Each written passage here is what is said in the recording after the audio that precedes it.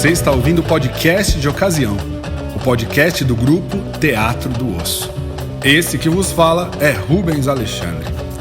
Esse é o quarto de uma série inicial de 4 episódios, nos quais o Teatro do Osso recebe convidadas e convidados para discutir o presente, o passado e o futuro das artes cênicas, da política e outros temas. O Teatro do Osso é um grupo de teatro formado em 2015 na cidade de São Paulo, mais precisamente vindo da Escola de Arte Dramática da USP, a EAD.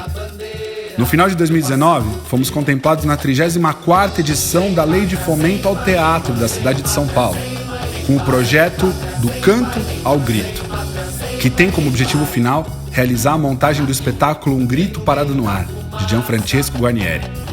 Essa primeira temporada de 4 episódios tem como fio condutor uma entrevista realizada em outubro de 2019, no Rio de Janeiro, com o grande Otton Bastos, ator e produtor da montagem original do Grito. Nesse 4º e último episódio da primeira temporada, o assunto é censura. Ouviremos Otton falando sobre sua relação com o tema e, em seguida, vamos direto para uma conversa com Dulce Muniz, diretora, dramaturga, socialista, corintiana e muitas outras coisas, como vocês verão. Participaram da entrevista eu, Rubens Alexandre, ator, Isadora Tito, atriz, Nara Zocker, iluminadora, e Rogério Tarifa, diretor. A entrevista foi realizada no final de 2020. Temos também, em seguida, uma fala da atriz e psicanalista Cecília Boal. E ouviremos uma música do parceiro do Teatro do Osso, Carlos Zimber, chamada Censura, Sua Louca, para encerrar o episódio. Ficamos agora com Otton e vamos direto para a conversa com a Dulce. Merda! Onde a gente nunca se encontra, enquanto você bate panela e a barriga ronca. A época Bolsonaro, né? Não é a época Médici. A diferença grande é essa. Nós estávamos numa época Médici, que era uma época de uma repressão da maior violência, que qualquer coisa. E tem um negócio que eu vou dizer para vocês, é o seguinte: o grito nunca foi proibido em lugar nenhum. Isso é uma coisa que vocês têm que botar na cabeça. Nunca, com toda a repressão violenta, com toda a época que nós estávamos vivendo de acusações, de delações, as pessoas ficam delatando, traindo, nós não tivemos nenhum problema com essa peça. A única coisa proibida dessa peça, é que fique bem claro, é o seguinte: é a música do Toquinho. Não se podia fazer nenhuma publicidade. Se você fosse fazer uma entrevista, você não podia nem solfejar a música numa entrevista. Você não podia cantar a música dentro do... A música só podia ser cantada dentro do espetáculo, porque fazia parte de um contexto. Essa era a censura que proibiu isso. Não tem nada para proibir. Vocês não passaram por essa época em que, se você saía daqui e para ir para Minas, para Belo Horizonte, você tinha que fazer o espetáculo em Belo Horizonte, para censura de Belo Horizonte. Se vocês fossem para Porto Alegre, vocês tinham que fazer o espetáculo para... Antes de começar a temporada, vocês tinham que fazer o espetáculo para a censura de Porto Alegre. E tinha um lema que eles diziam, que era o seguinte: o que vale para São Paulo e Rio não vale para lugar nenhum, só para Rio e São Paulo. Eles não vão influenciar a gente em nada, em absolutamente nada.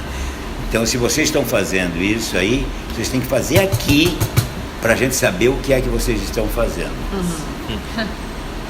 E aí aconteceram coisas extraordinárias por causa disso aí. Então, o que eu estava falando é o seguinte: o grito, você tem que fazer o grito dentro da versão, dentro da visão Bolsonaro. você tem uma visão extraordinária para fazer. Quer dizer, você tem aí todas essas igrejas todas que estão aí, você tem que fazer tudo sobre, quer dizer, aproveitar as improvisações, porque aqui é a cena da morte do menino, que na época era o menino, o estudante que foi assassinado no restaurante lá, do tiroteio, não sei o quê. Então, na improvisação era isso, a gente pegava, vinha com o corpo e botava, e esse monólogo é um monólogo lindíssimo. Muito lindo. Esse monólogo é eterno, porque pode ser em qualquer época, pode ser alguém que se vai e faz esse monólogo que é fantástico. Esse monólogo Guarnieri tinha essas coisas, né?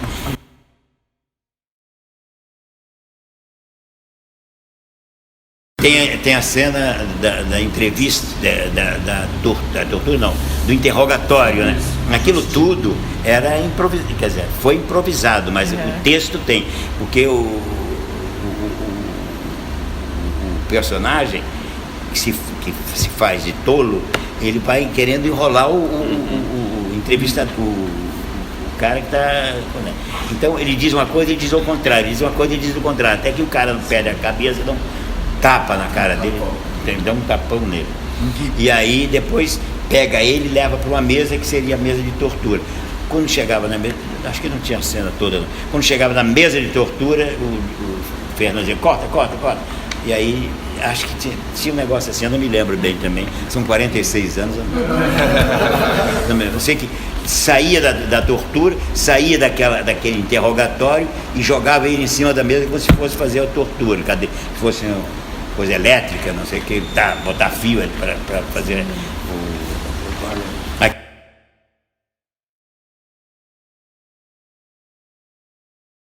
Aqui é o interrogatório. Né?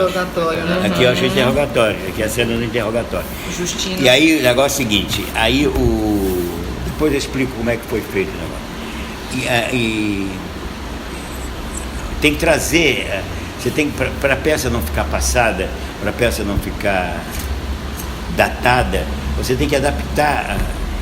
Já vários grupos quiseram, e eu dizia, desista, a peça para mim, desista porque a peça. Desista porque a peça é datada, gente. Por exemplo, o ponto de partida é mezzo datada, porque é o quê? Para a gente fazer o ponto de partida, nós tivemos que fazer o seguinte: Guarnieri imaginou e disse, passa-se na Idade Média e na Espanha, entende? Então, mas porra, era um absurdo, porque quando você entrava no teatro, você via uma árvore enorme e um corpo pendurado nessa árvore. Porra, é evidente que era o Herzog, que estava ali pendurado. Então aquele cara, que a peça toda era em relação àquele cara, e que ele era um poeta, que ele era o intelectual da cidade, então estava incomodando o poder e foi morto. Quando abria o espetáculo, era o Sérgio Ricardo com a bigorna e o martelo batendo, que era o ferreiro. Então era o símbolo do comunismo que estava ali, na Assembleia de Esquerda. Então a censura nunca proibiu absolutamente nada, nunca, pelo contrário, eles até elogiavam o espetáculo. Porque tem uma coisa, nós fizemos 2 anos, 1 ano e pouco esse espetáculo, mas todo dia tinham 4, 5 censores vendo o espetáculo, para saber se a gente mudava ou fazia algum discurso político, ou o Guarnieri que fazia o pastor, que é aquele pastor que se faz de bobo, mas sabe tudo e é mais inteligente do que todo mundo, né? Que era esse espetáculo. E tinha o Sérgio Ricardo, que a gente pegou para ele fazer ator pela primeira vez, que era um cantor maravilhoso, um homem de esquerda, um diretor de cinema, e ele foi ser ator no espetáculo fazendo o ferreiro. Então, a música do Toquinho é o seguinte, vocês têm a letra aqui, deve ter a letra aqui, e a melodia, vocês sabem? Já sabem, já aprenderam? Porque acho que tem no disco Botequim. É no disco Botequim? Eu acho que é um LP, acho que no disco do Botequim, eu acho que tem cantada essa música. Pela primeira vez se canta fora do teatro. Na abertura, então, fizeram coisa e eu acho que tem o Toquinho cantando essa música. E tem um disco do Toquinho que ele canta também essa música. Então, a única coisa proibida do espetáculo era essa música. Ela era proibida pela censura mesmo. Ela que falava que não podia cantar fora. Não, a única coisa que ela disse assim, a única coisa que eu vou falar para vocês é o seguinte. Essa música, que a música é linda, né? Nossa. A letra então a letra de estudo, né? Então vai ser o seguinte, vocês não podem cantar essa música fora do teatro. Vocês não podem nem em Boca Kiusa. Não, nenhuma entrevista que vocês forem dar em alguma televisão, se pedir como é a música, vocês não podem cantar essa música. Já pode ser instrumental. Se o cara pode pegar a música e tocar a música, mas cantar a letra, a palavra não pode aparecer. E vocês só podem cantar dentro do espetáculo, que é depois que tiram o gravador, que era o negócio das entrevistas, a gente fica sem nada, e aí a gente tem que dizer que e tal, aí a gente começa a cantava a música, né? Um estranho corredor, não sei lá o que e tal, e começava a cantar a música, né? E aí a gente cantava a música, e quando estava no auge de cantar a música, apagava a luz, né?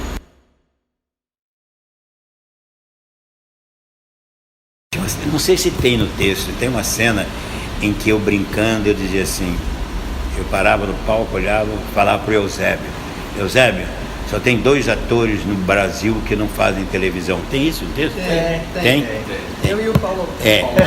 Isso foi criado. Eu brincando, um dia eu disse, são 2 atores que não fazem televisão.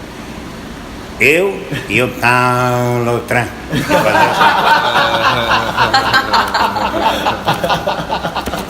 Aí eu fazia no meio do palco, eu e o Paulo Tran. Porque eu fazia isso por causa da passeata dos 100 mil, que o Paulo estava na ponta, era Paulo, Tônia, mais 2 pessoas, e o Paulo ficava na ponta da fila do 100 mil. Aí tinha Chico, tinha Edu, tinha eu, tinha Zé Celso, tinha Renato Borges, tinha Marta, tinha Ítala Nani, estava todo mundo nessa fila. E na ponta ficava o Paulo. Então ele passava pela Avenida Rio Branco e ele fazia: abaixo a ditadura! Abaixo a ditadura! Então, aí eu peguei e disse, vou usar isso. Vou pegar o Paulo aqui na improvisação. Baixo a ditadura! Legal. Aí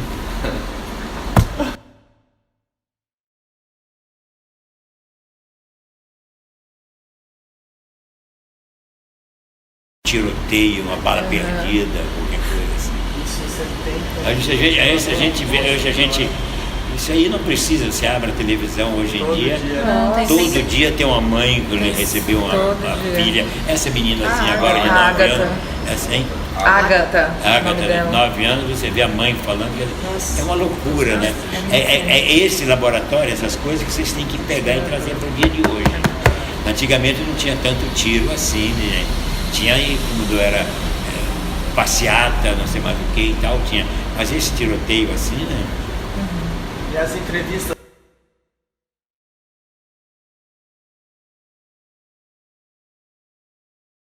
Para poder. Tanto que foi uma peça, foi feita em 73. Então você vê a época de 73, eles podem passar uma revisão na época de 73 para saber o que tinha acontecido e trazer as coisas, os acontecimentos.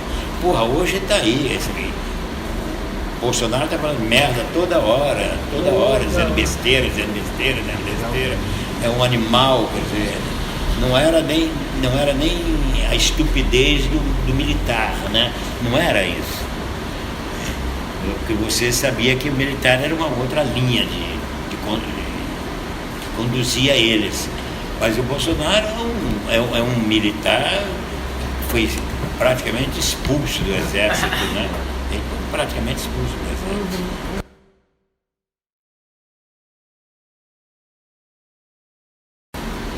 Selva da cidade era uma loucura. Galileu Galilei, nós estamos fazendo Galileu Galilei em pleno ato institucional, número 5. Porque na verdade era o seguinte, a situação era os militares no poder, mas é que nós sabíamos quem era o nosso inimigo. Nosso inimigo eram os militares, era a repressão, mas nós sabíamos como contornar isso, tanto que foi um período de ouro do teatro brasileiro. Se você pegar, você vê as peças que foram feitas, os espetáculos que foram feitos, e não tivemos problema nenhum para por exemplo, o Grito, eu nunca tive, nossa companhia nunca teve a peça pronto, está livre, pode estrear, mas nós nunca tivemos o carimbo definitivo. Nós tínhamos todo mês ir lá na censura para eles carimbarem para o mês de agosto, de outubro. Dia 1º de outubro nós estávamos lá para eles carimbarem, para dar licença, para ser feito todo o período de outubro. Novembro tinham que carimbar, porque se qualquer coisa eles dizem assim, não vai ser feita mais não. Pode tirar o espetáculo, que não vai ter, vocês acrescentaram isso, fizeram isso, isso não está na peça do espetáculo. O Grito do caminho, do ponto de partida, aquele cara, o corpo pendurado, eles nunca chegaram lá, tira esse corpo, tira esse, não. Eles deixavam uma peça que se passa na Idade Média espanhola do século. É isso aí. E se o cara era um intelectual que foi assassinado, que namorava a filha do poder, engravidou a filha, tem que morrer, tá certo, tem que morrer mesmo. Então era isso. Mas era o Herzog que estava pendurado ali, né? O símbolo estava todo ali, e a peça era toda feita em. O pastor sabia das coisas, eu sei quem foi que matou, não sei quem e tal, que era o Guarnieri que fazia. Eu fazia o rei e Marta fazia a rainha, quer dizer, eu era cego, porque o poder é cego, né? Essas coisas todas, o simbolismo todo. E quem mandava não era o rei, era a rainha, entende? A mulher é que mandava. Tudo estava na peça. O cenário lindo do Tiane Rato. Era uma coisa louca. E ó, você está falando bastante agora da questão da arte, né, do ator e tal. Quando você fala para a gente trazer para hoje a questão da peça, né, vem muito a questão política da época, porque a gente está vivendo uma época parecida, né? Então, nós estamos vivendo uma época parecida no sentido de um princípio de censura que está aparecendo, né? Mas aí vocês têm que combater, vocês têm que saber como utilizar isso. Não ir nós nunca afrontamos o exército, nunca afrontamos nada. O máximo que você podia era demonstrar alguma coisa. Então, tiroteio, a morte do estudante. Porra, isso foi o que praticamente começou a revolução no país, né, porra? Com isso aí. O Zé Luiz, como era o nome? Edson Luiz. Era Edson Luiz, a morte do menino. Aí é aquela hora, e é lindo, porra. E se emocionava a plateia. Você pegar o corpo do menino, botar e entrar a mãe, e bah, aquilo é, porra, a plateia chorava. Você quer ver uma coisa? Eu tava, negócio do ator, né? Eu entrava em cena, você tinha que fazer para censura. Então nós fomos fazer por Curitiba, onde ia ser estrear a peça. Aí o Fernando sentado ao lado do censor, a nossa administradora Regina sentada ao lado daqui. Aí entra o Augusto, né? Bom, terceiro sinal, uma pausa e entra o Augusto. Lá, cheguei, porra, não tem ninguém, né? Que é isso, não tem ninguém ainda? Não vou ficar esperando ninguém, não. Ó, cheguei. Nara! Amanda! Para dar a sensação de que elas estavam lá em cima nos camarins, para descer uma escada para ir para. Não vou ficar esperando não, uma toda para garoto, porra, tá na hora, gente, tá na hora. Aí o censor vira-se para o diretor e diz a seguinte frase: diz a ele que ele não precisa ficar nervoso. Se atrasar um pouco, não tem problema. Não é maravilha? Não é maravilha?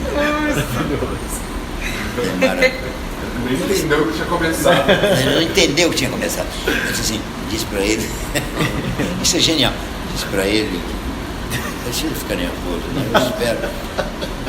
Deixa os outros chegarem, já começar, não tem problema não. E no final teve aquela coisa daquele grito, pô, cadê um fósforo, um fósforo para acender, um fósforo, lá.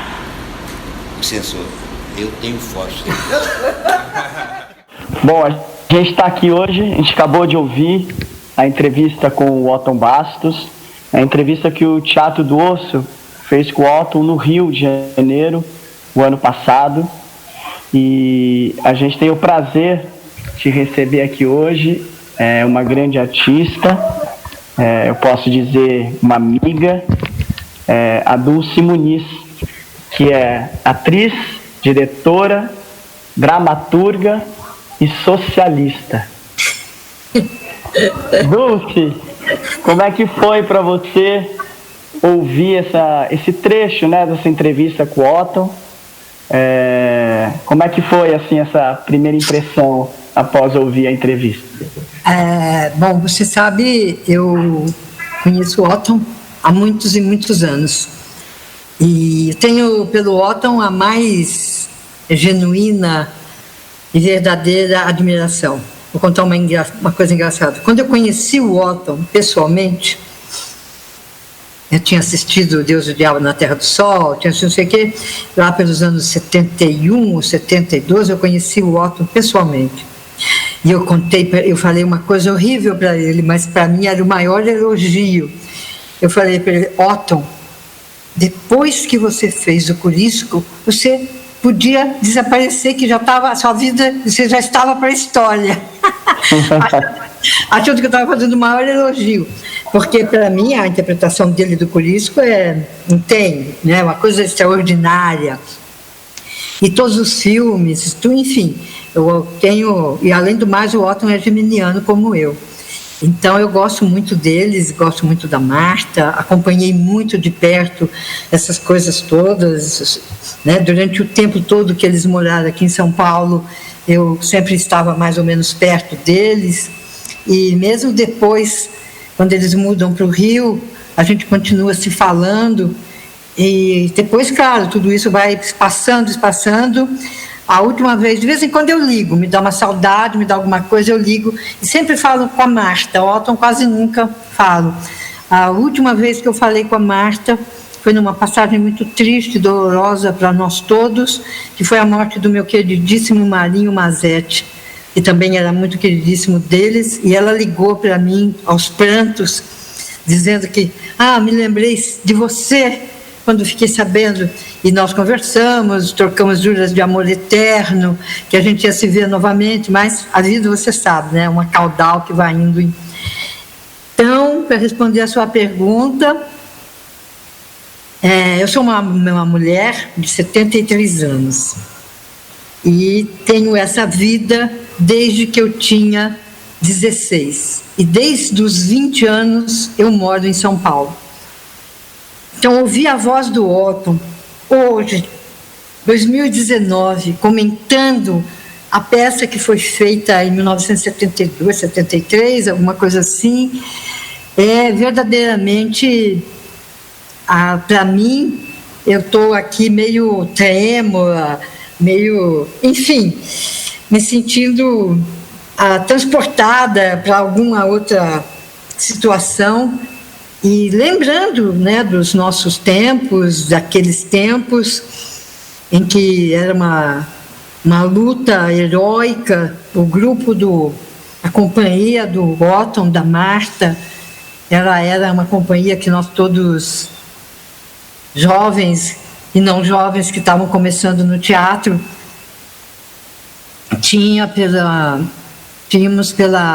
por esse grupo, por essa companhia, uma verdadeira admiração, porque as peças sempre eram peças da maior importância e da maior conexão com aquela a situação, né? Não eram peças que saíam do contexto daquela época. Então, quando eles fazem, por exemplo, o Castro Alves Pede Passagem, tem que ver qual a época que a gente estava vivendo, embora Castro fosse lá do século o outro. Enfim, todas as peças que eles faziam eram peças absolutamente conectadas com o momento e com a situação. Então, para nós, aquilo era... E o Disparado no Ar, então, foi mais uma vez também recebido com essa mesma admiração, e principalmente eles faziam tudo muito bem. Eles eram e são extraordinários atores, né? Eles não são...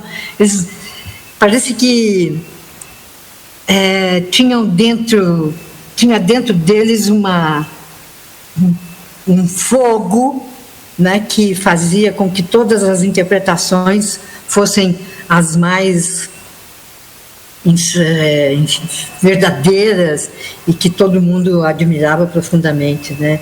E, enfim, eu sinto isso. Depois de todas as outras peças, ele fala aí do ponto de partida. Enfim, esse Otton Bastos com essa Marta Overbeck, com esse grupo de teatro que eles tinham, que o Fernando Peixoto era o diretor, o Guarnieri praticamente era o autor deles, o Toquinho fazia música. Enfim, todas as peças deles eram peças que a gente tinha o maior respeito, e principalmente isso, além de serem peças conectadas com a realidade e a época, elas eram muito boas artisticamente. Então não se fazia nenhuma concessão, né?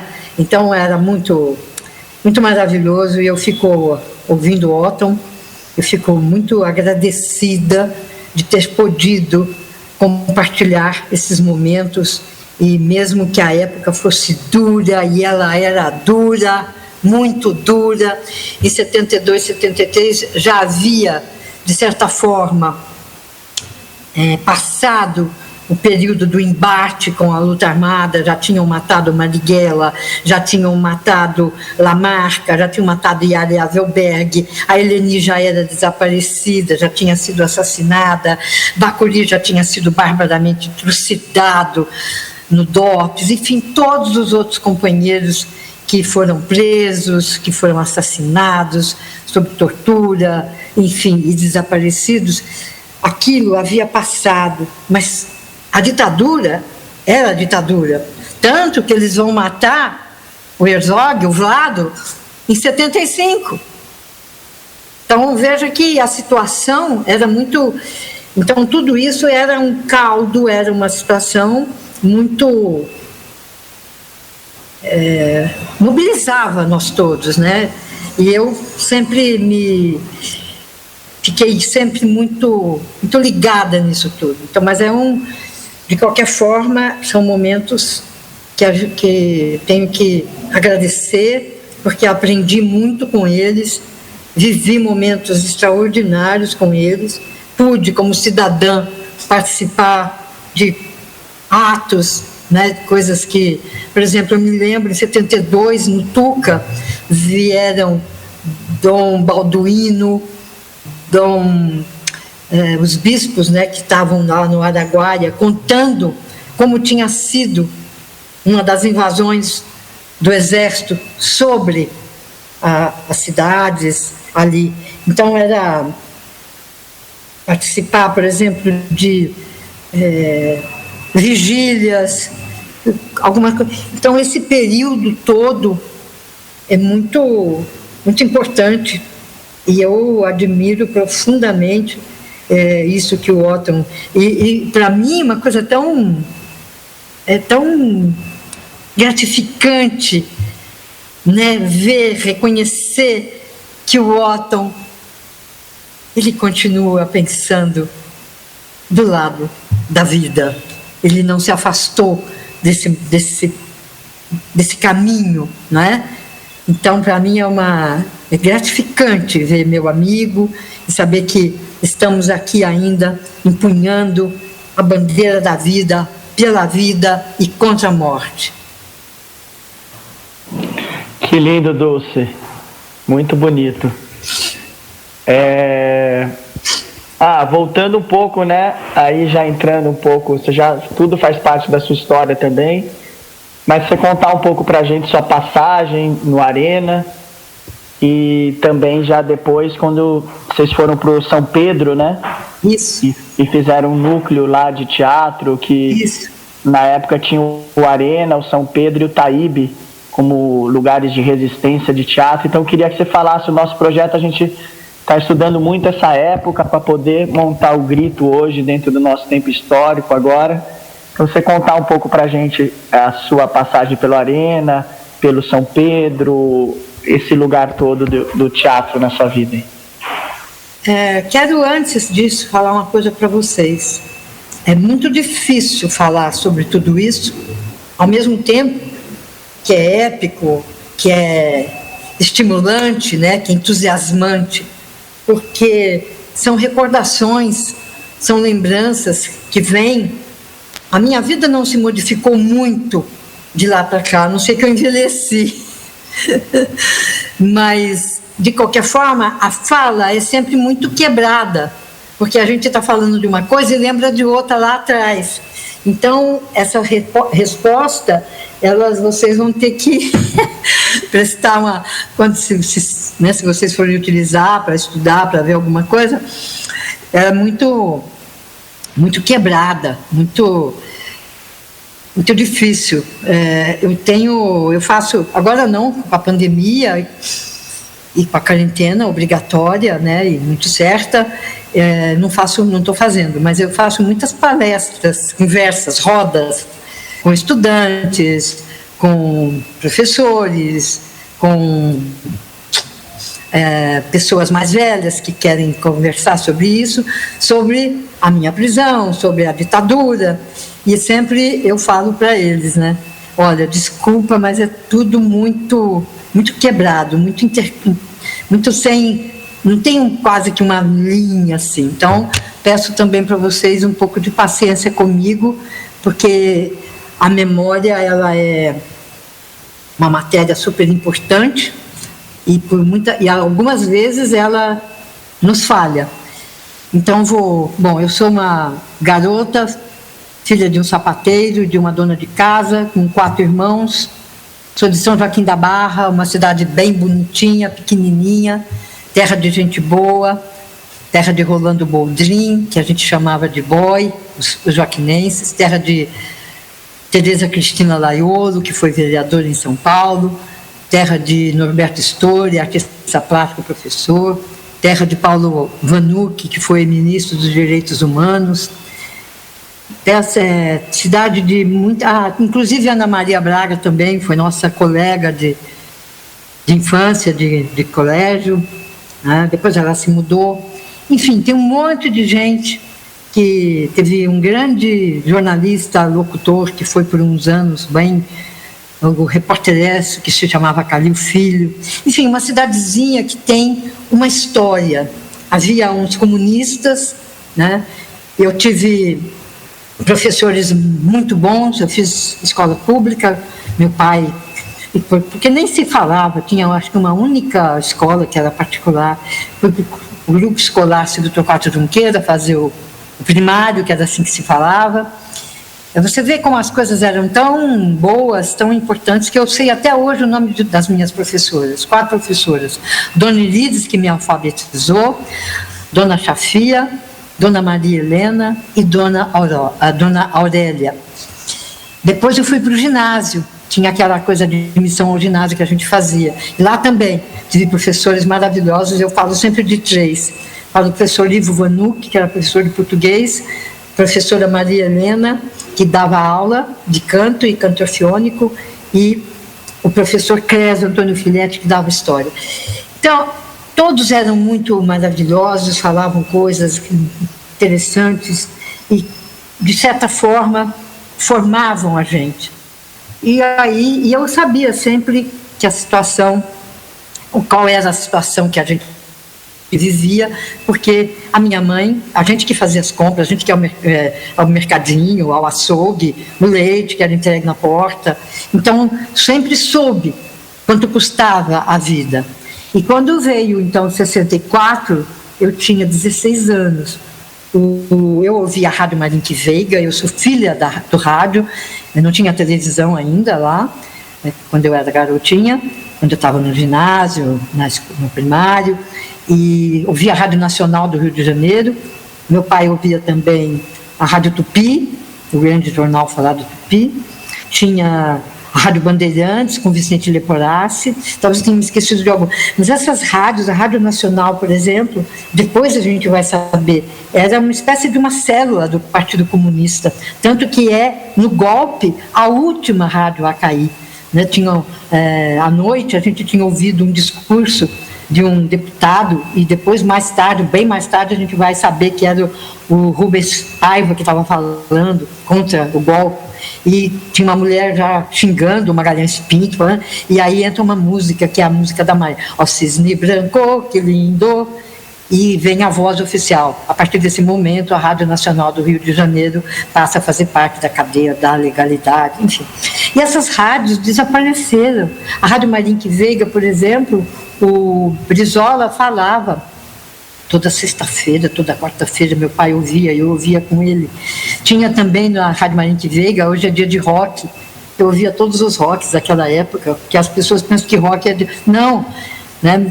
A gente tinha rock aqui muito, tinha Tony Campelo, Celi Campelo, Jorge Friedman, Sérgio Murilo, o rei do rock, enfim, Regina Célia, Wilson, um monte. E a Rádio Nacional era da UNE, dava cursos, e tinha radionovela, tinha seriado, Jerônimo, Herói do Sertão, Anjo, enfim, era uma coisa muito, muito significativa. E os nossos professores, eles eram muito bons, então casava-se tudo, e fomos indo, quando chegou então o golpe.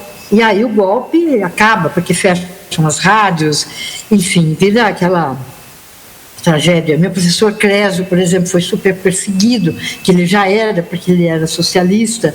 Apareceu as calçadas da cidade, no centro principalmente, apareceram todas pichadas, professor Clésio ofendendo ele, falando coisas horríveis dele.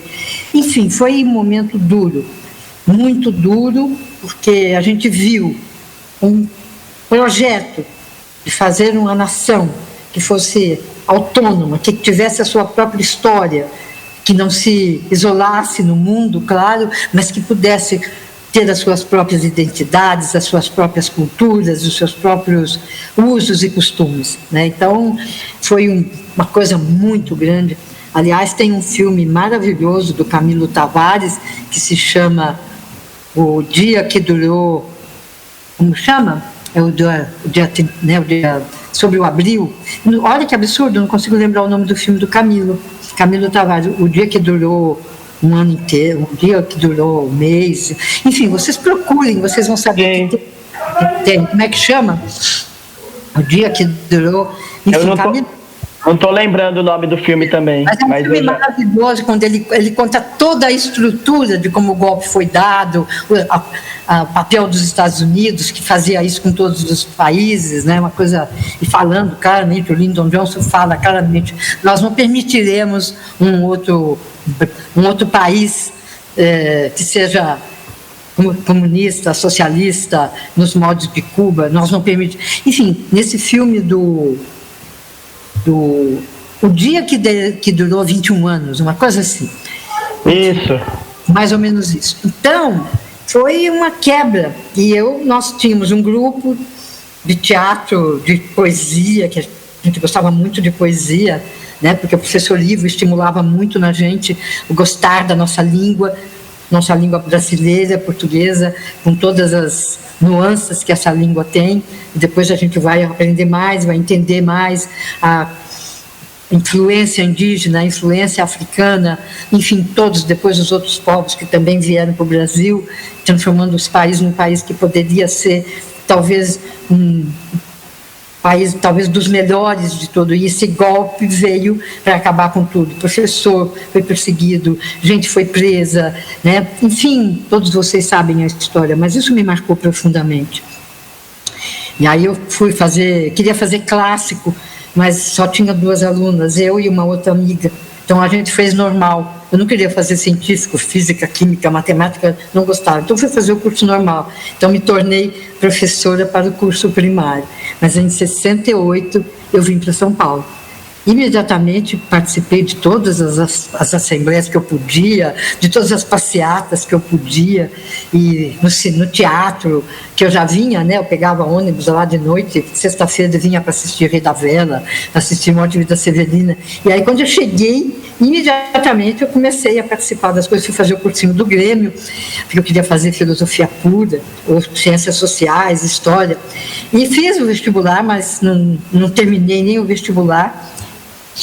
E apareceu o curso do Teatro de Arena, dado por Eleni Guariba, por Cecília Tumim, que agora hoje vocês conhecem mais como Cecília Boal, por Mercedes Batista, a primeira e única, não sei se tem mais ou se teve mais, bailarina negra do Municipal do Rio de Janeiro, extraordinária, professor Baldur, que dava aula de voz, doutora Rosemarie, o Rodrigo Santiago, que de vez em quando dava umas aulas também.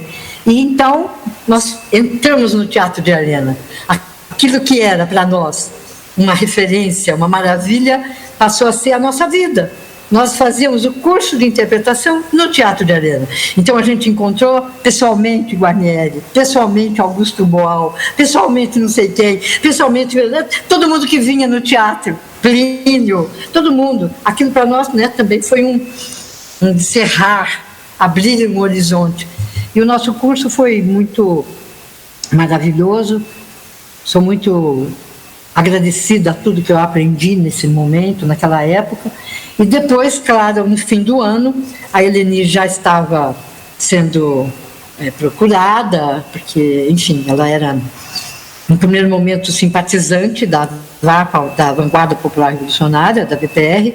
Depois ela passou a ser uma militante também, e ela já estava sendo procurada, enfim, seguida, e o curso meio parou, terminou sem grandes comemorações, sem nada, foi abortado, e a gente ainda conseguiu fazer uma peça que ela começou a dirigir, que depois o Boal terminou, que era o Casamento do Fígaro, e nós formamos então um grupo, que o Boal sempre, quando conversava com a gente, falava que ele tinha vontade de fazer uma coisa chamada teatro-jornal, uma coisa que ele queria ler o jornal de manhã e ensaiar de tarde e à noite mostrar para o público.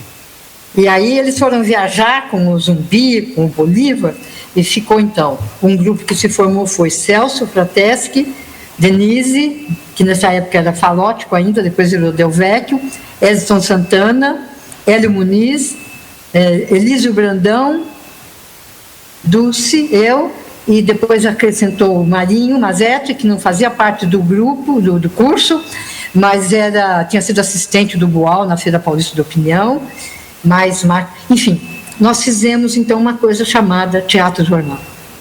Pegávamos a notícia e transformávamos. Isso aí foi uma coisa muito, muito importante. Quando o Boal voltou, então, da viagem, nós mostramos para ele.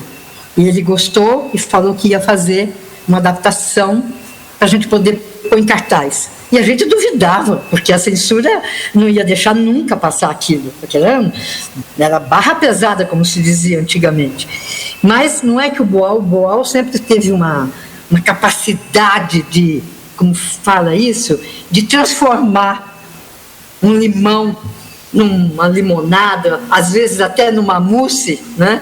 E ele fez o texto, tal, mandamos, foi para a censura liberou o texto, porque não entendia muito bem o que era aquilo, e veio fazer o tal, esse que o Otton tanto fala, o espetáculo para a censura. O Boal, então, olhou para nós e falou: olha aqui, meninos, vocês agora vão provar se são atores mesmo, hein?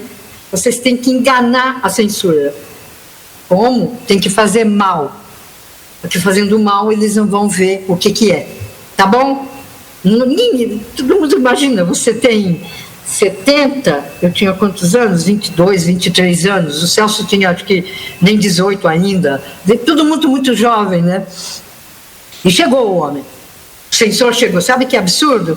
A gente tinha que buscar o censor na censura. E depois... olha, mas era um absurdo tão grande que, além dos caras fazerem tudo o que faziam, a gente ainda era obrigado a fazer meio uma sala de visita, né?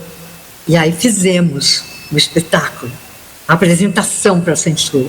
Quando terminou a apresentação, o censor, talvez eu tenha mudado uma palavra ou outra, porque também 1970 para hoje, vocês façam as contas, né? Quantos anos?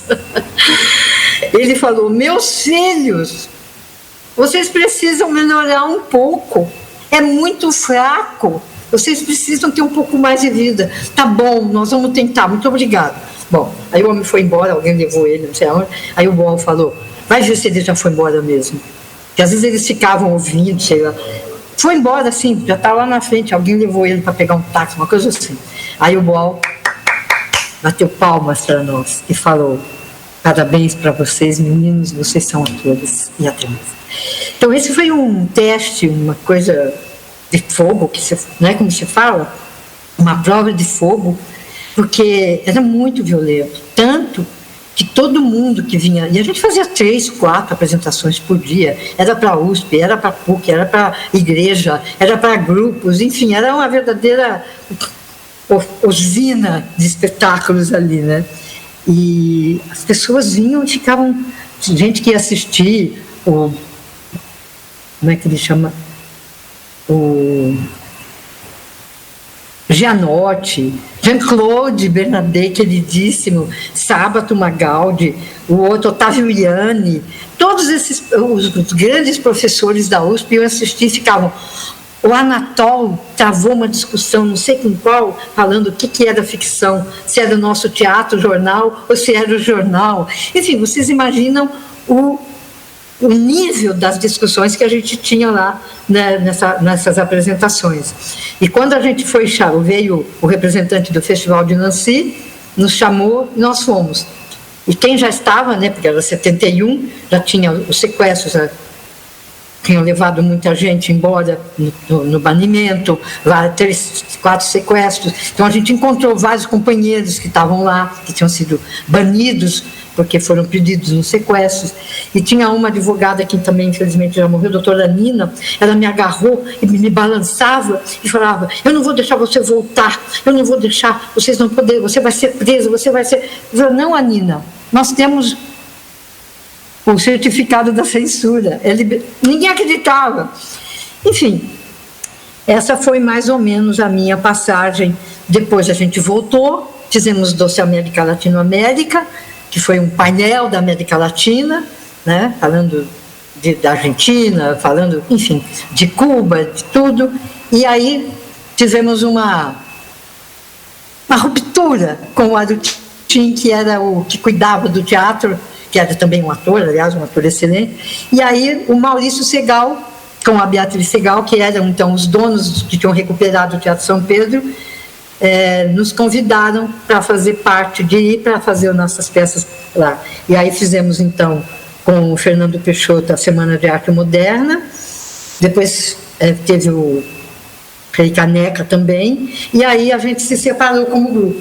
O Celso, a Denise foram lá para a Penha, o Hélio, não sei mais quem foi lá para o Ipiranga fazer o TTT, e eu fiquei na cidade, nasceu minha filha em 74, enfim. E aí segui minha carreira, minha vida no teatro, sempre desse jeito. É mais ou menos isso, desculpa, é muito difícil você responder objetivamente perguntas e que em um tempo tão grande, né, a gente possa falar, porque é um tempo que ao mesmo tempo eram duros, terríveis, tortura, morte, assassinato, tudo, ao mesmo tempo eram os tempos da nossa juventude. Era o tempo em que a gente epicamente lutava, né, frontalmente contra a ditadura. Nós éramos tidos, e eu fui presa em 70, fiquei lá uns 15 dias mais ou menos. Nessa prisão morreu o nosso companheiro de organização, que era o Olavo Hansen, e eu pertenci, você não posso esquecer de falar, hein, ao Partido Operário Revolucionário Trotskista, que todo mundo, a esquerda em geral, zombava muito de nós e falava que a gente fazia um congresso num Fusca, para dizer que a gente era muito pequena. Vocês sabem, histórica, a perseguição do Trotsky e dos trotskistas, enfim, mas as pessoas riam, mas eu tinha também, claro, contato com todo outro tipo de luta. Meu irmão tinha sido preso em outubro de 69, então eu frequentava muito para levar comida, para buscar roupa, para visitar o presídio Tiradentes, que todos vocês sabem, era um presídio onde estavam todos os presos políticos, quase daqui de São Paulo, do estado de São Paulo e de outros lugares, e também abrigava os chamados correcionais. Então era comum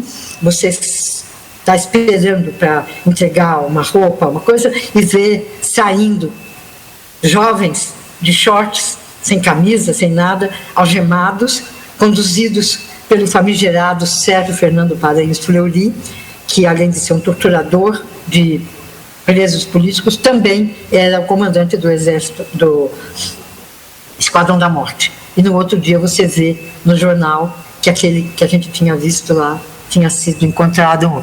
Então vocês imaginam esse momento todo, um momento muito difícil, mas foi isso. O momento no Arena foi muito importante, o momento no São Pedro também, e depois aí a vida, né, vai seguindo coisas. Enfim, estou aqui hoje. Já não sei se eu respondi a sua pergunta, hein, Rogério? Vocês têm mais para responder? Lógico, Dulce, muito bacana, assim, você voltou desde a sua cidade, né? Da trajetória, a importância da educação, dos professores, muito lindo. O Rubens vai fazer uma pergunta para você agora, que é ator do grupo também, tá bom? Bom, desculpa se eu fujo um pouco, aí vocês me põem de novo no rumo. Imagina, pode fugir. Oi, Dulce, que legal ouvir sua trajetória, que é o Rubens. Dulce, você comentou da potência que era assistir o grupo do Otton na época, né? E os trabalhos que vocês faziam também. Até pelo momento que era vivido, eu percebo como que a arte se organizava como uma força contrária, né? Você enxerga hoje nos artistas do teatro de grupo essa... você acha que o nosso momento político de hoje gera essa mesma potência, ou você sente que as coisas estão um pouco mais pulverizadas hoje? São tempos muito diferentes, embora não sejam tão mudados assim. As pessoas adoram dizer, o mundo mudou. Alguma coisa mudou no mundo, mas o mundo em si não mudou. Senão a gente não teria esses assassinatos de negros, essa perseguição. Anteontem, mais um ser humano foi asfixiado na porta, dentro de um supermercado. E quantas outras que já foram, a perseguição, né, enfim, homossexuais, os indígenas, como nós estamos, né? Os indígenas, que eram 6 milhões de indígenas quando Portugal invadiu o Brasil, hoje não chegam a 1 milhão. Então, para você ver.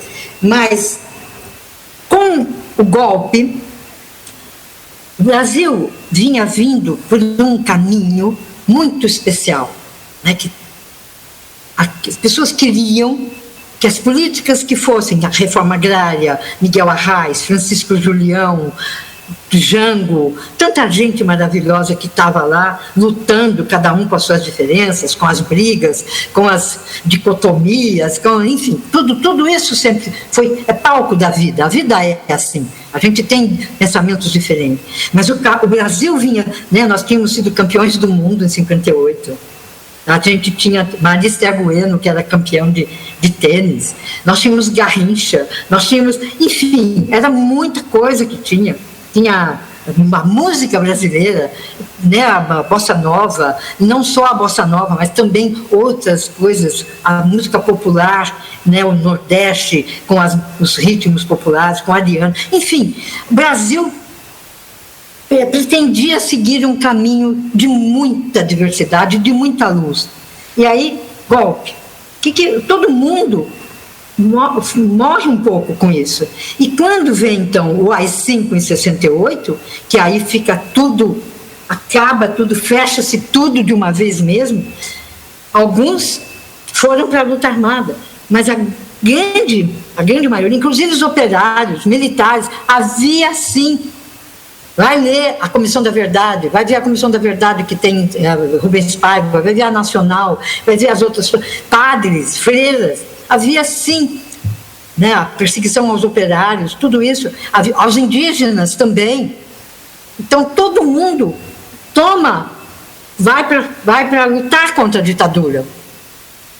Então isso para as artes. 65, o Arena contra Zumbi, o Opinião faz Opinião, enfim, todas as peças, aparece Maria Bethânia, Chico Buarque, Caetano Veloso, Milton, toda a bossa nova que tinha, Carlos Lira, que é um dos fundadores do CPC, enfim, todo mundo, Vinícius, que era, como é que chama isso? Embaixador, não, diplomata, é um poeta popular, e tanta gente, a música de jovem, entendeu? Enfim, isso tudo faz uma coisa muito... A universidade, os professores, o TUCA na PUC, o TUSP na USP, peças com estudantes, o teatro amador existia. Então, quase aquela velha história, não se compara coisas de matéria diferente, né? Mas eu sinto que, a despeito da gente ter sofrido uma invasão quase sem nenhuma barreira da nova tecnologia, e eu digo invasão porque vocês viram agora com a pandemia, uma coisa que eu sempre falei, é mentira isso, não é todo mundo que tem, portanto não pode exigir que uma mulher faça uma declaração de imposto de renda por internet. Vocês viram quanta gente não tem nem sequer internet, nem celular. Você viu como as crianças, os meninos, os adolescentes sofreram com a pandemia e a quarentena, porque isso tudo não era ignorado por nós.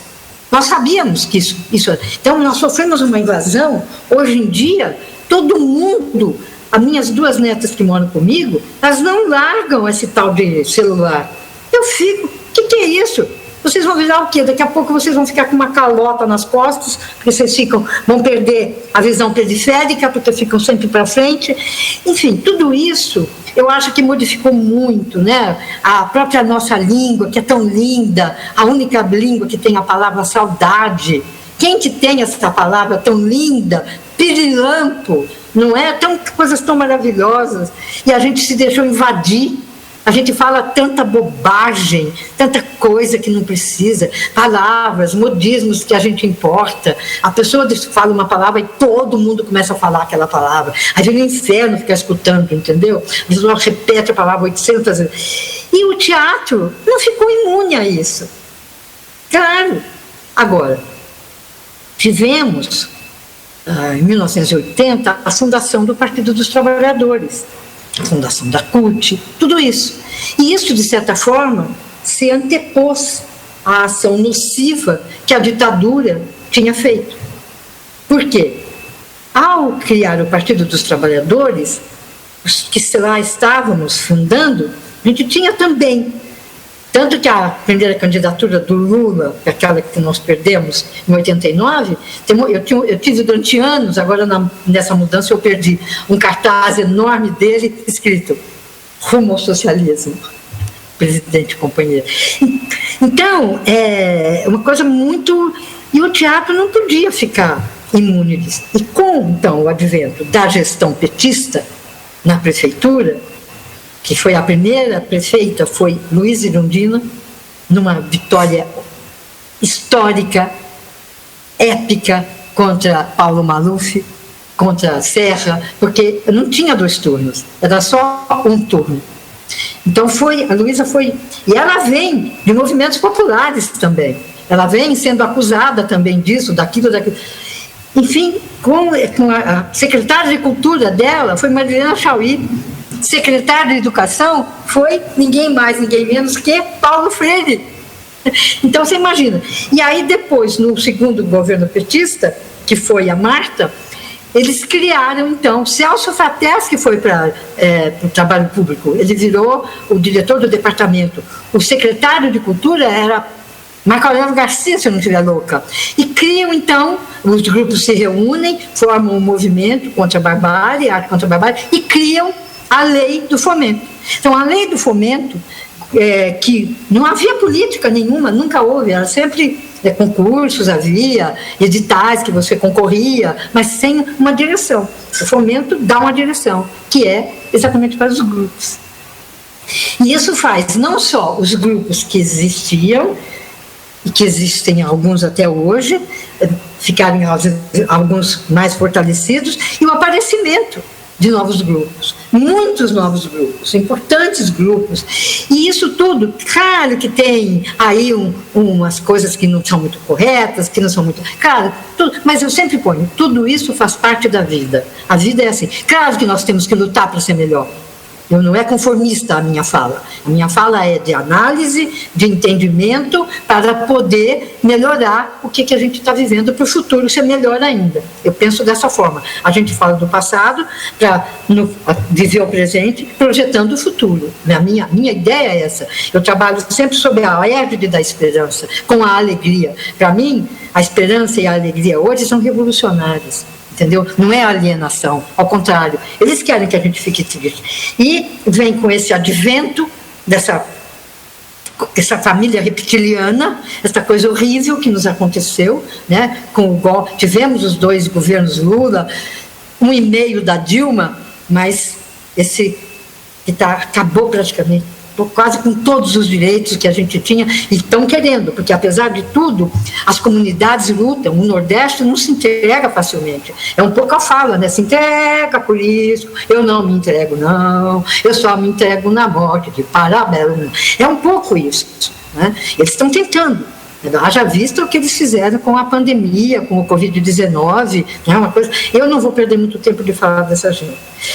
Para responder por que eu acho que o movimento de grupo de teatro de São Paulo, porque é do que eu estou falando, porque eu posso falar daqui. Eu tenho notícias do Nordeste, meu irmão mora em Manaus, o outro mora no Mato Grosso, eu tenho amigos que fazem no Nordeste, no Sul, mas eu tenho que falar daqui. Então, aqui, a despeito dos problemas, eu acho que a cena que a gente conseguiu criar, manter e preservar, ela é muito rica. Eu não sei, Rubens, se tem a potência, eu não sei se tem a pujança, mas é muito bom, por exemplo, eu vou puxar o saco, e puxo mesmo, quando eu acho que é justo. A gente é muito pródigo na crítica, mas muito avaro no elogio, por isso eu gosto de elogiar. Por exemplo, quando eu fui assistir o Tijolo, com aquela lá do Lorca, como é que chama mesmo? Cantata. A cantata, mas eu caí de 4, eu achei o máximo, entendeu? Eu fiquei tão entusiasmada, porque a primeira peça profissional que eu fiz mesmo foi sobre a vida do Lorca. E eu sempre gostei do Lorca, desde lá de São Joaquim da Barra. E ele é geminiano também, como eu, e mais, no dia que eu nasci no dia que ele nasceu, 5 de julho. Eu nasci em 47, ele nasceu em 1800, sei lá quanto, eu não lembro. Então, eu fiquei muito comovida. Quando eu vejo, por exemplo, Crespos, eu acho, quando eu vou lá naquele pessoal do Sobrevento, com aquele Querubim, com aquele Maurício, com aquela Sandra, eu falo, meu Deus, que beleza. Quando eu vejo, por exemplo, também os próprios Parlapatões, quando eu fui assistir o Rio da Vela, que o Zé Celso tinha feito em 1967, é uma beleza também, é outra coisa, né? Enfim, tantos grupos, mas muitos grupos. Por exemplo, eu tenho uma devoção especial pela Dirce Tomás. Ela tem um grupo, ela faz coisas, ela faz peça, ela faz não sei o quê. Tem vários grupos de teatro. Por exemplo, um dia eu fui assistir ao Latão, e aí estavam falando alguma coisa, e eles falaram, nós somos um grupo de marxista. Eu falei, gente, olha, estão declarando, né? Enfim, então, eu estou falando poucos grupos, mas tem muitos grupos. Por exemplo, a própria Oficina, que consegue se recuperar de um momento, se torna essa maravilha que é. O Zé está ainda atuante, muito atuante, fazendo coisas, não se entregando, fazendo coisas. O próprio Tuóvio, o César, meu amigo desde 1968, quando eu cheguei nessa cidade, um dos primeiros que eu conheci foi o César, tanto que eu chamo ele de Ide, porque é o nome dele, né? Tem muitos outros grupos. O pessoal da Antropofágica, que é um grupo de 200 mil pessoas, sei lá quantas mil tem naquele lá. Enfim, tem tanto grupo que eu estou falando assim, mas eu sei que tem outros, agora eu vou me confundindo, vou falando de um, acho que eu já falei. Tem também, por exemplo, a dança, que se mistura muito, que mescla muito com o teatro também. Enfim, eu sinto que estamos respondendo como a gente pode. Então, o impulso de responder, de agir e de contribuir e de pôr um anteparo contra essa ascensão do fascismo, essa ascensão da morte, eu sinto que é modificado, sim, mas é o mesmo impulso generoso das gerações que lutaram, com arma na mão, que deram suas vidas. É um impulso digno de Eleni Guariba, que foi assassinado e até hoje o corpo é desaparecido. É digna de Augusto Boal, que foi preso, torturado pessoalmente por Sérgio Fernando Paranhos Fleury. É digno de tanta gente que foi presa e morta. E eu me lembro, falo mais desses dois porque são emblemáticos, né? Porque é gente de teatro. E vocês, por exemplo, conheceram o Boal, mas da Eleni, acho que vocês não conseguiram nem ver peça da Eleni, porque acho que não tinha, nem gravação direita a gente tinha. Tanto que a gente tem fotos do jornal. Mas filme, gravação, a gente não tem. Né? A gente tem um monte de filmes, de fotos, que o Vitor Quinol, que era professor de estética, tirou e era fotógrafo. E o Eduardo Campos Lima, ele faz uma tese dele sobre o teatro jornal. Então, ele recordou um monte de coisa. Né? Mas a gente não tem fotografias, a gente não tem nada. A gente foi para o Festival de Nancy, quantas pessoas que foram nos assistir, tanta gente, e aí aqui no Arena. Então, eu sinto isso, que o movimento de teatro de grupo da cidade de São Paulo, ele tem, sim, a mesma matriz generosa e corajosa, né, que vai para frente. E, claro, não posso esquecer aqueles que não fazem parte do teatro de grupo, mas que, de uma forma ou de outra, aqui em São Paulo, com raras exceções de grandes produtores, essa coisa toda, tem gente da melhor qualidade também, né, que a gente tem que estão aí na vida há muitos anos. Claro que tem os canalhas, que eu não vou citar o nome, não falo o nome de inimigo, não falo. Tem gente que é nossa inimiga, vocês sabem, né? Fica pondo ação contra a gente, fica fazendo não sei o quê, fica falando isso, enfim, essa gente vai para o lixo da história, se Deus quiser. Então, eu acredito. Não sei se respondi a sua pergunta, Rubens. Se eu não respondi, pergunta de novo, quem sabe eu consigo chegar em algum ponto. Imagina, Dulce, te ouvir é bom demais. Beleza, obrigado. Claro que respondeu. E Dulce, você foi chegando aí, né, com a pergunta do Rubens. Fala um pouco do seu teatro, do seu grupo na Praça Roosevelt, Teatro Estúdio Eleni Guariba. Qual o seu trabalho hoje, toda essa resistência que é ter um teatro hoje também? Conta um pouco pra gente. Tá bem.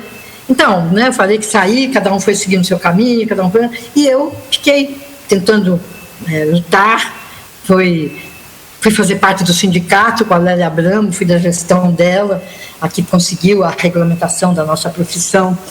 Em 1978 a gente foi para o sindicato, a Lélia era presidente. Depois eu fiz parte da cooperativa, fiz parte da fundação da cooperativa, fiz parte de uma diretoria em alguma época.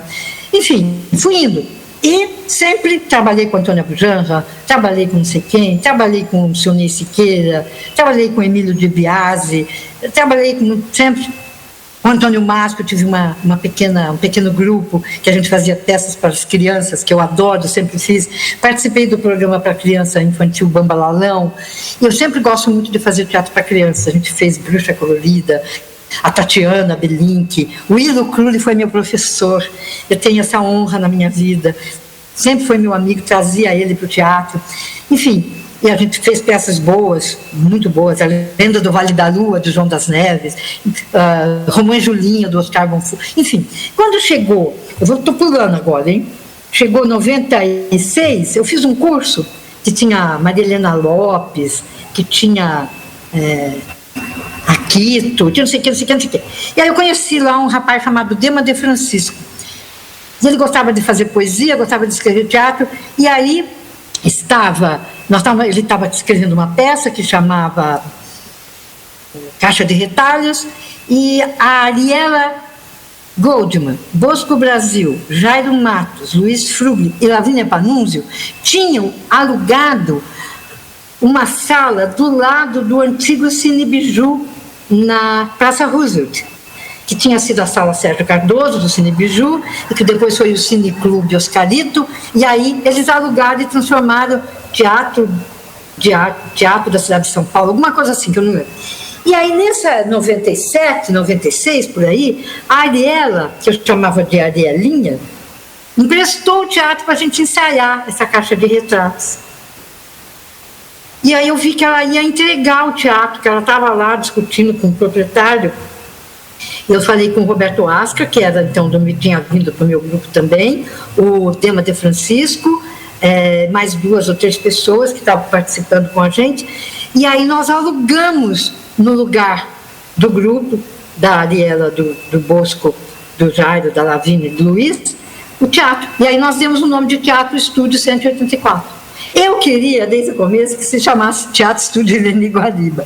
Mas você sabe, grupo é grupo. Então você vai, né? E como eu sei que a derrota de hoje é a vitória de amanhã, eu vou tentando sempre. Até... É verdade. A gente sempre pensa, né? A batalha perdida de hoje é de amanhã. A gente tem... E é para frente que se foge. Como diziam os Vietcongs. Eu vou indo.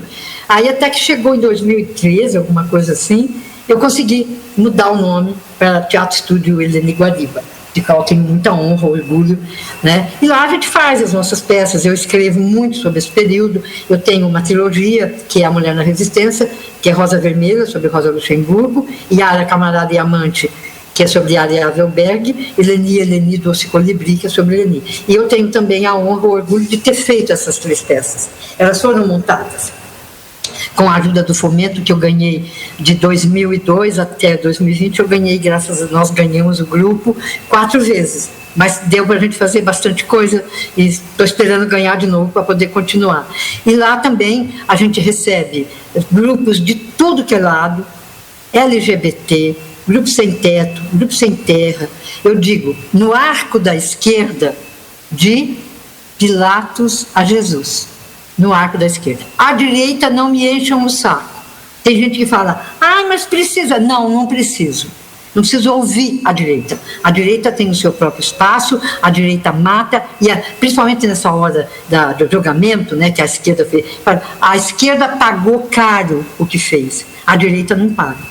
O Uster foi considerado culpado e ficou negando e morreu e não foi preso nem nada. Os torturadores fizeram história, estão matando gente até hoje. Então eu falo, não, no arco da esquerda, de Pilatos a Jesus. É todo mundo, é gente que grupo sadomasoquista, é candidato que precisa, que vai, campanhas, é tudo no teatro. Porque o nosso foi o primeiro desses espaços assim. Não tinha, em 97 não tinha. Porque depois, com o advento do fomento, em 2002, graças a Deus, muitos grupos conseguem aquilo que é o anseio, que é o sonho de todo grupo de teatro, que é ter o seu lugarzinho para poder pesquisar seus espetáculos, as suas técnicas, né, e desenvolver-se. Então, nós estamos lá desde 1997, teve momentos em que a gente quase perdeu o teatro, mas sempre tivemos a ajuda de companheiros valentes que nos deram força, muitos emprestaram dinheiro, e eu tive uma sorte que alguns grupos de São Paulo tiveram. Em 2013, acho que foi, teve um promotor chamado Maurício Ribeiro Lopes, que ele contatou as empresas, essas de construção civil, que elas já tinham ganhado muito dinheiro, que elas precisavam dar dinheiro para o teatro.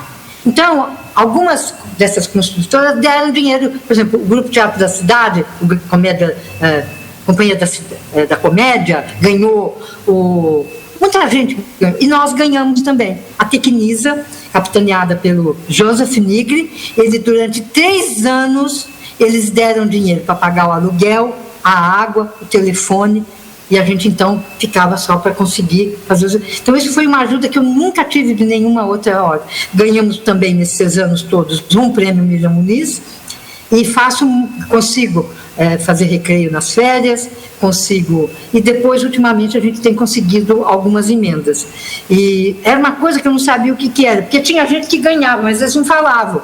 Aí um dia eu ganhei uma emenda do Adriano Diogo, e eu falei para todo mundo, naquelas reuniões que a gente tinha de roda do fomento, desde lá de trás, eu falei, olha, tem uma coisa que eu perguntei, me falaram que é uma coisa assim, legal, que a gente pode ganhar, não é uma coisa feia, não é uma coisa horrenda, você não está matando ninguém, nem está roubando, nem está traindo nada. E graças a Deus, você vê, essas emendas se multiplicaram, vários grupos ganham também, e de certa forma tem ajudado muito a gente, né? Que legal, Du.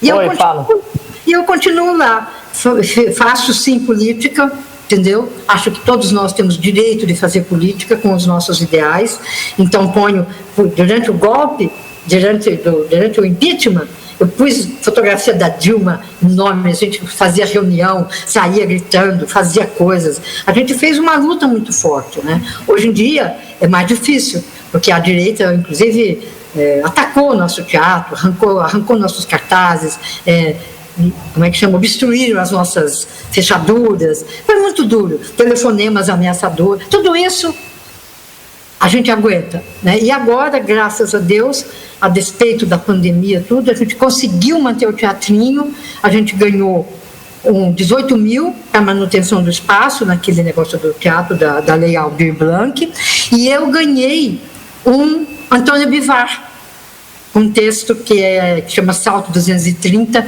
que é sobre o suicídio. Então, a gente está conseguindo, né, com muita dificuldade. O dono, o proprietário, o Francisco, também compreendeu e abaixou um pouco o aluguel. Então, estou lá, ainda não pronta para voltar, porque temos que lavar, desinfetar, e como é que a gente vai pôr... naquele teatro que cabem 50, 60 pessoas, vou pôr quantas pessoas lá dentro, né? Tão apertadinho como ele é. Então, eu sou daqueles que acham que tem que usar máscara, que tem que lavar a mão e que não se deve fazer aglomeração. E eu não vou fazer aglomeração lá no nosso teatrinho. Também não sei se respondi. Ai, é muita... Que legal, dos parabéns, hein? Por esses prêmios agora, né? Que bom. Você falando, né, da sua dramaturgia, e é muito legal, né? Você é uma mulher dramaturga. A gente está lendo aqui no nosso projeto alguns textos de dramaturgas também, a Leilá, a Consuelo de Castro, Renata Palottini, e a gente ficou com vontade de ler um texto seu também. Isabel Câmara, vocês não estão lendo? Isabel Câmara, está separado um texto dela. Essas aí são maravilhosas. Você sabe que nosso último projeto que a gente está tentando ganhar é Salve Renata Palottini, Aurosas e Crepúsculos, mas a gente não ganha. É a terceira vez que a gente entra, ou a quarta, e ninguém acha que a gente tem que ganhar. Ah, meu Deus. É muito... A gente fez 3 encontros com a Renata Palottini agora. Olha, maravilhosa. Maravilhosa, não é? Incrível. Então, e esse projeto nosso tem a montagem da peça, tem a leitura das poesias, tem a leitura de textos, e, enfim, mas infelizmente não ganhamos. Mas então você quer ler um texto meu, é isso? Qual que você quer? A gente queria... não sei. Qual que você acha legal da gente ler? Você sabe que eu sou uma autora moderna. A trilogia é legal, Dulce. Hã? A trilogia que você falou, eu achei interessante. Eu ia falar. Uma coisa que eu queria te perguntar. Queria te perguntar sobre a montagem desses textos das dramaturgas. Se você viu, quais eram as características, assim. Isso passa muito na nossa cabeça. Da Leila, da Isabel, da Renata, da Consuelo. Consuelo é minha amiga pessoal. E a Leila também, mas menos que a Consuelo. Isabel, eu não conheci pessoalmente. A Renata é minha amiga, eu amo a Renata. E quem mais que tinha que era dramaturga? Eu assisti, você não imagina a impressão, aquela Marília Pera, louca em cima daquela cama, com aquele outro Paulo Vilaça fazendo Fala Baixo, Senão Eu Grito, da Leila. Você não sabe como foi ver as moças da Isabel, as peças da Renata. Eu vi uma peça que tinha um teatro que era aqui na Santa Cecília, como é que chamava? E o primeiro texto que eu fiz profissionalmente, o texto sobre o Lorca, era da Renata Palottini, Vida, Obra e Morte de Garcia Lorca. Então, elas eram muito. A Consuelo, o Otton e a Marta e o grupo montaram. Eles Caminho de Volta, exatamente, que era um texto perturbadosíssimo da Consuelo. Ela escreveu também um texto lindo que a gente leu em várias vezes, que é Invasão dos Bárbaros, que era sobre a USP, a ocupação da USP em 68. Como é que a gente fez uma leitura no MIS de um outro texto da Consuelo. Eu sempre lia coisas da Consuelo, fazia coisas. Então, essas mulheres foram muito... A Leila, eu participei de uma leitura que a Marília Pera dirigiu, que chamava... Ai, meu Deus... Uma leitura dramática, como é que chamava? Só tinha mulher, depois elas montaram. A Leila nossa, eles são muito...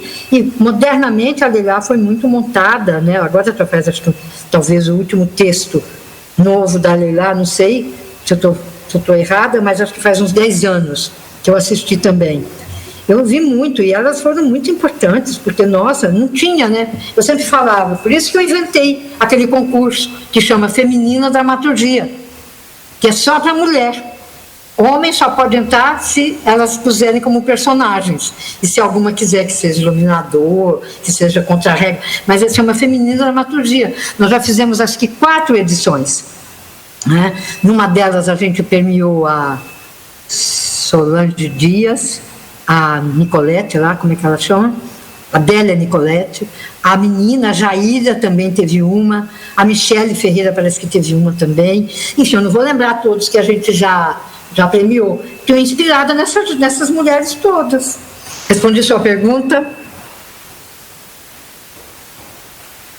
Não me viu? Sim.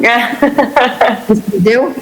Então, isso aqui, eu acho que esse Feminina Dramaturgia é resultado direto dessas mulheres, entendeu? E agora nós temos uma infinidade de autoras, não é verdade? Cada vez que a gente faz o concurso, a gente recebe umas 80 inscrições, 100 inscrições.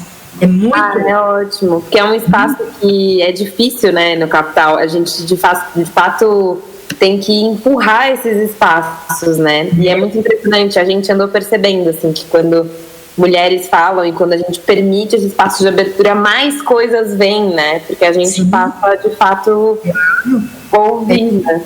É isso mesmo. Nossa, estava fazendo alguma coisa pro Rogério, mas não lembro o que era. Que legal, Dulce. Da trilogia. Então, eu escrevo modernamente. Tudo muito, os diálogos são muito curtos, as peças são curtas. Aqui a maior é A Rosa Vermelha, Concerto Mínimo para a Vida, a Obra e Morte de Rosa Luxemburgo, O Socialismo ou a Barbárie. Você vê, o título já é bem grande também. Essa tem a história, né? Era uma vez uma pequena cidade no interior da Polônia, aí vem tudo, tem discussão, tem a fundação fictícia do Dia da Mulher, né? E porque tem a Clara Zetkin, tem a Vera Zazuli, tem personagens que a gente, Karl Liebknecht, enfim, tudo. A Yara Camarada Diamante já é mais curtinha, mas são diálogos mais curtos, e o título é inspirado num livro que é sobre a Rosa, que são Camarada Diamante, que são as cartas que a Rosa escreveu para o Léo Iogchis e que foram publicadas neste livro chamado Camarada Diamante. E a Eleni dos Colibri, porque, na minha modestíssima opinião, a Eleni parecia um colibri, entendeu? Na prisão, ela tinha o apelido de periquito, porque ela usava um poncho verde, uma coisa assim. Então, eu posso mandar para vocês. O pessoal da Cia Livre, quando eles fizeram 50 anos do Arena, eles dramatizaram também, acho que foi a Eleni, uma cena, acho que a primeira cena do Eleni, eles fizeram isso também, agora que eu estou lembrando. Eu mando para vocês então, se vocês quiserem ler, enfim, você sabe como eu sou, né? Eu sou os meus amigos das organizações clandestinas a que eu pertenço sempre diziam: Dulce, você é uma propagandista, você nasceu para fazer propaganda. Eu não guardo nada. É verdade. O Dr. Oscar Niemeyer falava uma coisa fantástica: nós somos um grãozinho de areia perdidos no espaço, mas a gente é muito metido que pensa que é muita coisa, e a gente não é nada, né? Então a gente tem que compartilhar, entendeu? Sim. Dulce, a gente está chegando perto do fim, assim. Eu queria te perguntar se você assistiu Um Grito Parado no Ar, que é a montagem que a gente está fazendo agora, né? Se você tem lembranças, como é que foi para você assistir? Eu tenho lembrança e eu acho que eu assisti mais de uma vez. Mas às vezes, Rogerinho, eu confundo um espetáculo com o outro, viu? Se eu for falar uma cena. É verdade, é muita coisa, gente. Eu sei, imagina. Você imagina que eu vi Galileu Galilei em 1967. Eu vi a Arena contra Tiradentes em 1965. A Arena contra Zumbi em 66. Né? Então, o Grito Parado no Ar foi em 1972, 73, é isso? 73. 73. Se eu não estiver louca, eu lembro da Marta fazendo uma espécie de um striptease em cima de uma mesa, falando... Sim. Essa série. Isso, para mim, a Marta, a gente chamava ela de Leoa de Jequié, de tão forte que ela era, lutadora, maravilhosa, até hoje ela é. E ela fazia uma cena, Rogério, que era impressionante. Eu ficava com o olho vidrado, entendeu? Assim, eu tenho muita lembrança, mas eu tenho também um jeito, porque... as lembranças, ainda bem que essa cena era daí mesmo, né? E fica muito as impressões que eu tive, mas que eu não consigo muito transformar em palavras, entendeu? Então, por isso que eu perguntei, essa cena tem no Grito Parado no Ar? Tem, né? Eu lembro bem, eu lembro muito da impressão deles todos fazendo, e é um grupo de teatro, não é isso? Sim, é um grupo de teatro ensaiando há 10 dias da estreia. Exatamente, que cortam a luz. E olha, agora conversando com você, em 2000, sei lá quanto, 2003, 2002, sei lá quando que foi, o Marcelo Lazarato, ele participou de um projeto que eram, acho, leituras do Guarnieri. Eu não tenho certeza se era isso mesmo. E tinha aquele menino, como que chama? O Luiz, da QI, Luiz, esqueci o nome, ele era produtor, ele me chamou, então Marcelo Lazarato dirigiu essa leitura, então eu li também, não só o Grito Parado no Ar, era com aquele menino, esqueci o nome, esqueci os nomes, acho que a menina Sandra Corvelone, tinha um outro menino que era Danilo, será que era? E não lembro, só sei que o diretor era o Marcelo Lazarato, de quem eu fiquei amiga, de vez em quando eu convido ele também para fazer legal. Os outros. Então eu tenho essa impressão, porque sabe o que é? Graças a Deus vocês não viveram debaixo da ditadura e não hão de viver. Você fica muito tomado por tudo que põe do mesmo lado, entendeu? Essa coisa. Então, quando você saía dessas peças, você saía muito fortalecida. Então, na verdade, eles davam um alimento para o nosso corpo, para a nossa mente, mas que depois a gente tudo muito avassalador. Né? E tudo que é muito avassalador, você não tem assim muitos pormenores para contar. Você conta o gigante, né? Mas eu me lembro muito bem do Otton. O Otton é meu Arton, eu adoro a Marta, aquelas coisas. E depois o Grito Parado no Ar, depois o Murro em Ponta de Faca, não, é o outro, aquele que você falou, da Conselheiro qualquer mesmo. Caminho de Volta, que era uma agência de publicidade. E depois... Também o Fagundes fazia, é verdade. Eu tenho até hoje umas fotografias do Otton dele. Depois, o Ponto de Partida, meu Deus, como era aquilo. Eu nunca me esquecerei do jeito do Sérgio Ricardo. Quando ele cantava a música, então, que era linda também. Eu lembro, mas eu não vou lembrar a música para cantar para vocês, da música do Toquinho. Tá? E o Toquinho tinha feito música para nós, para o Fernando, na Semana de Arte Moderna também. Então, você vê, os grupos eram poucos, não eram muitos, e a gente meio se juntava também. Isso era uma tradição que já tinha, oficina com arena, opinião, essas coisas todas, né? E eu, então, lembro desse momento também do Ponto de Partida, que era... E a Soninha Loureiro, ela fez, né? Ela vai dar entrevista para vocês. Ela fez o Grito Parado no Ar, ela fez Ponto de Partida, o Castro Alves também ela fez, eu lembro muito. Fagundes também fez Castro Alves. Zanoni Ferriti fez Castro Alves, que é um ator maravilhoso que morreu muito jovem também num acidente, maravilhoso ator. É pai da, como é que ela chama? A Ferriti? Atriz? Que eu esqueci agora. É pai dela e da filha do Abri, que eu esqueci também o nome. Você vê como eu estou? Alzheimer. Mas eu também...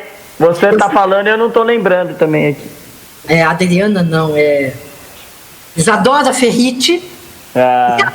Isadora, e a filha da Abri é Juliana Ferriti.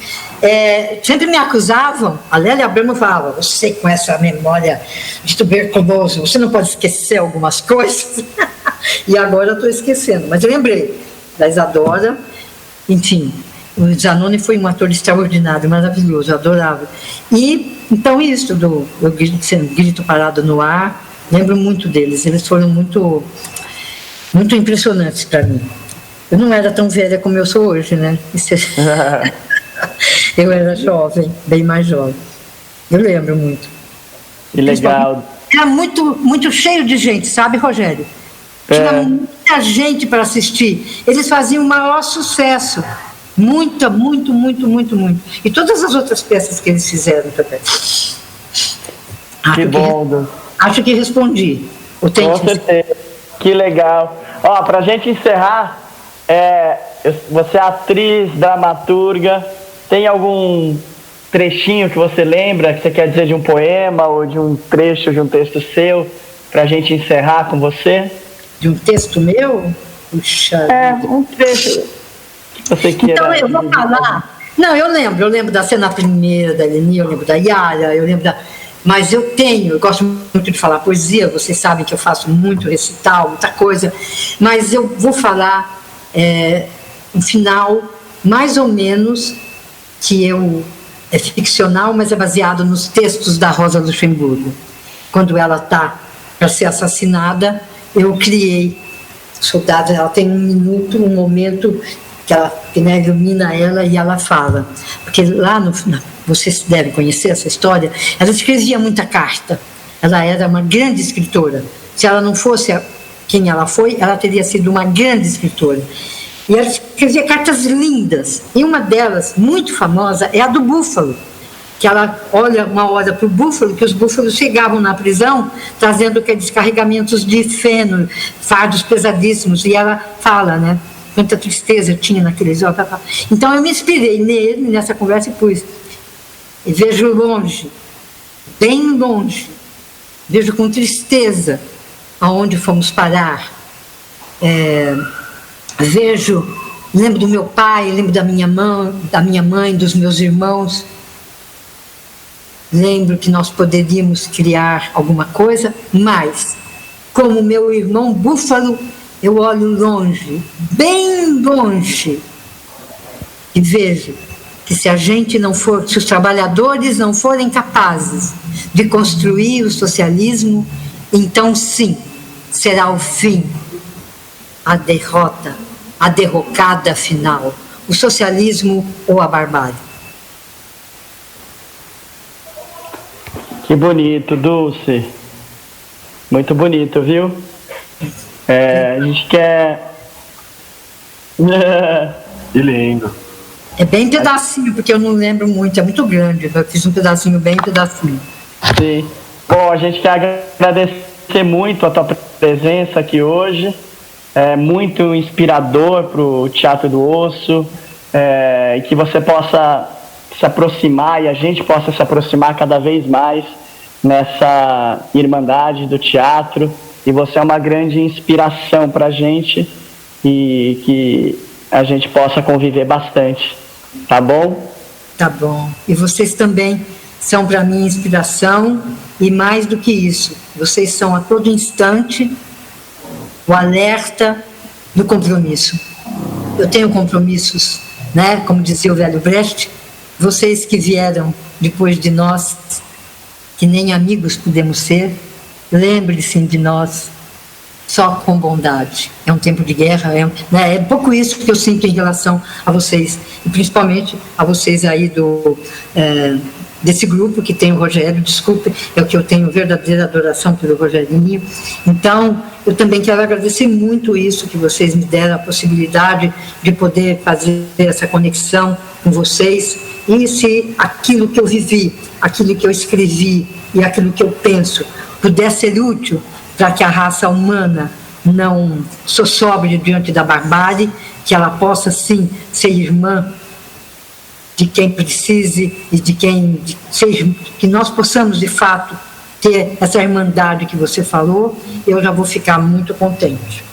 Tá bom? Maravilha, Dulce, muito obrigado, viu? Por nada. Onde a gente nunca se viu. Você enrolada na bandeira. Eu te diria que existem artistas, né? Existe artista.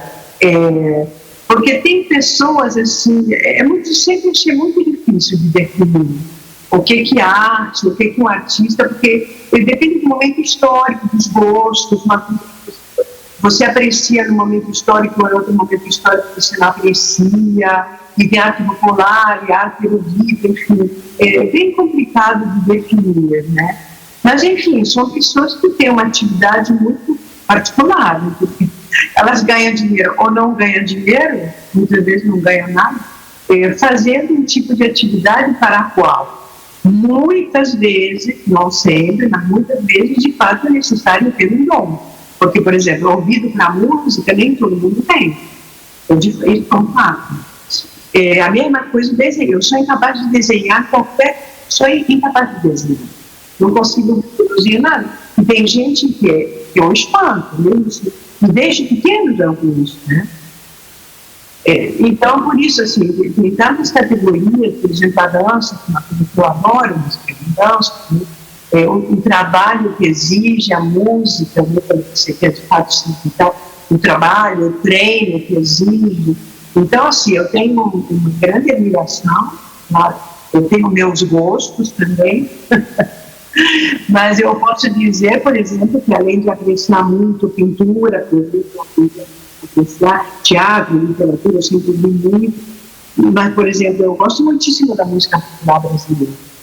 Eu gosto muitíssimo da música popular brasileira e gosto muito da arte popular. Se você ver a minha casa, parece uma sucursal daquela loja que se chama Oficina de Agosto, aquela mineira. E cada vez que eu ia a Minas, eu comprava coisa. E aí, eu tive uma amiga que tinha uma loja, então eu comprava coisa. Realmente, minha casa parece uma sucursal. Então, eu sou apreciadora. Mas, olha, uma coisa eu posso te dizer. Eu fui casada com o Al há 43 anos. E eu concordo totalmente com a visão dele.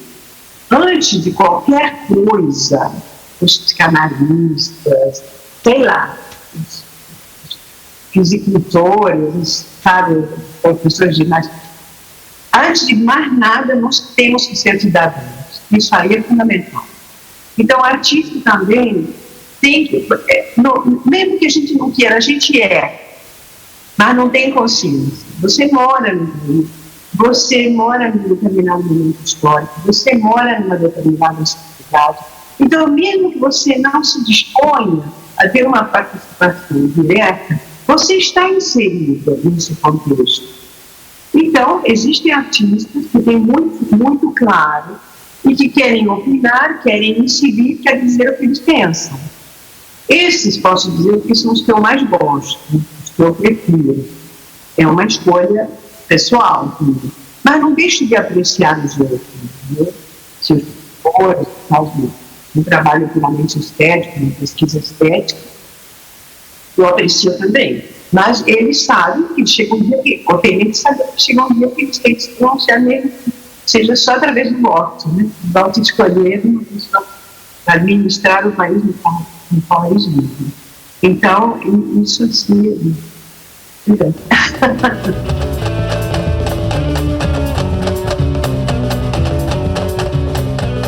Olá, gostaram da conversa? Queremos ouvir a opinião do público. Entre em contato com a gente pelas redes sociais.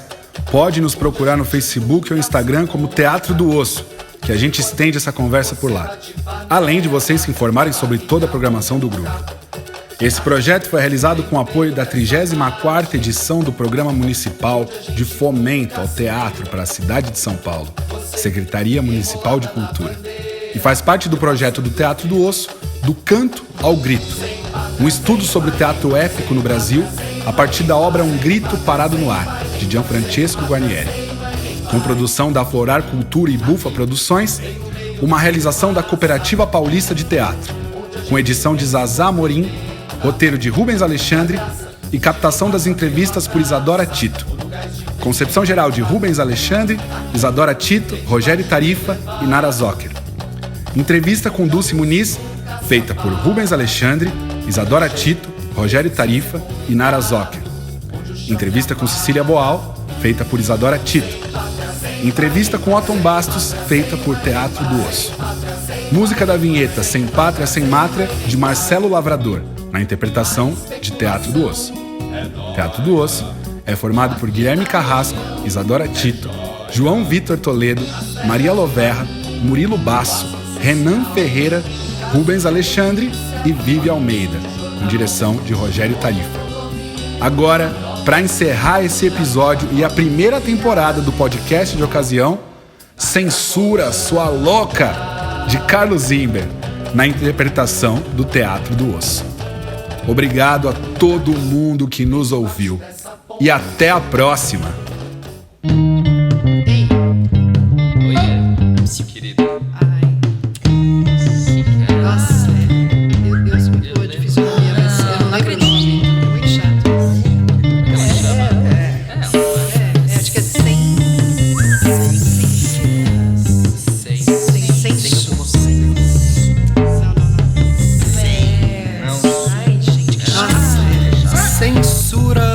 Louca, tira a mão da nossa boca, não venha querer se impor, bota banca, desce já, desce. dessa tamanca. Sai pra lá, urucubaca, nossa carne não é fraca, nossa fome não é pouca, nossa luta não é oca. Cê sabe que essa postura é carne de vaca pra desviar a atenção dessa muvuca que atende pelo nome de velhaca e que tenta trazer dos porões toda a